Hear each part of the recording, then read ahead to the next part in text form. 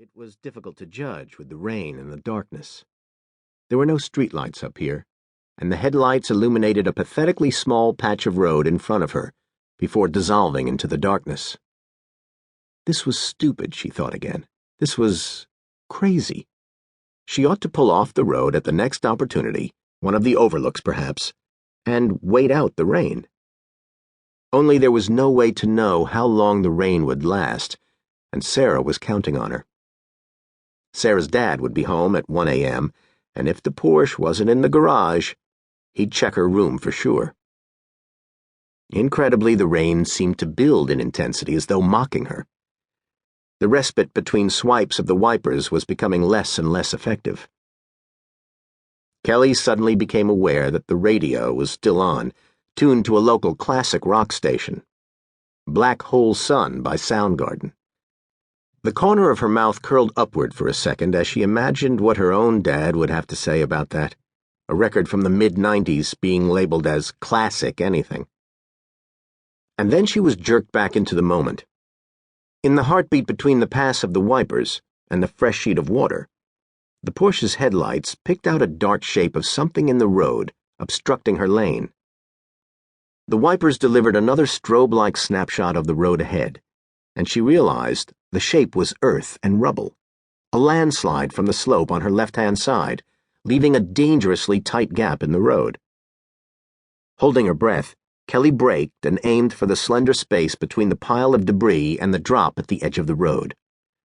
Sarah is gonna kill me, she thought, as the driver's side front wheel crunched over a brick-sized rock while the drop loomed on her right-hand side.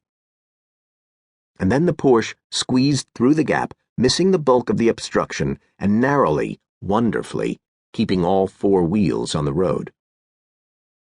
She exhaled in a short cough, grateful and guilty all at once, like she'd dodged a bullet. She skirted the remainder of the landslide, eyes peeled for oncoming headlights. Without taking her eyes from the road, she moved one hand gingerly from the steering wheel for the first time in 10 minutes, reaching over to snap the radio off. Chris Cornell's voice winked out, leaving only the staccato beat of rain on glass. One less distraction, she thought, as she moved her hand back to the wheel.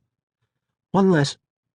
A loud bang pierced the rhythm of the rain like a gunshot, and she felt the rear of the car slide out from under her. A blowout? The car was sliding to the right, toward the drop. Kelly yanked the wheel hard left. The vehicle ignored her, continuing its inexorable swerve toward a steep 200-foot slope and oblivion. There was no barrier, because the road was relatively straight here, but that assumed your car was under control. Oh, shit. Steer into the skid? Steer away from the skid? What are you meant to— As abruptly as the swerve had begun, it stopped. The steering wheel locked and the car righted itself, and Kelly leaned into the brake, hearing a nails-on-the-blackboard screech of metal, as the Porsche hugged the very lip of the road and came to a full stop at the edge of the drop. A brief moment of euphoria. She'd been certain she was about to die, and somehow she was still alive, and then a snatch of worry. Had she totaled Sarah's new Porsche? In the bar, Sarah had claimed not to know how much it had cost, but Matt had said something under his breath, with his usual mild disapproval, about $100,000 or so. The rain battered down unabated, as though trying to prevent her from thinking, from organizing her brain to the point where she might begin to piece together what had happened and what she might do next. But before she could start to think about the thousands of dollars of damage she might have done, those worries, and every other thought, were banished by the realization of a new danger. She was sitting in an immobile vehicle, in the dark, in a rainstorm, on a narrow highway, next to a steep drop.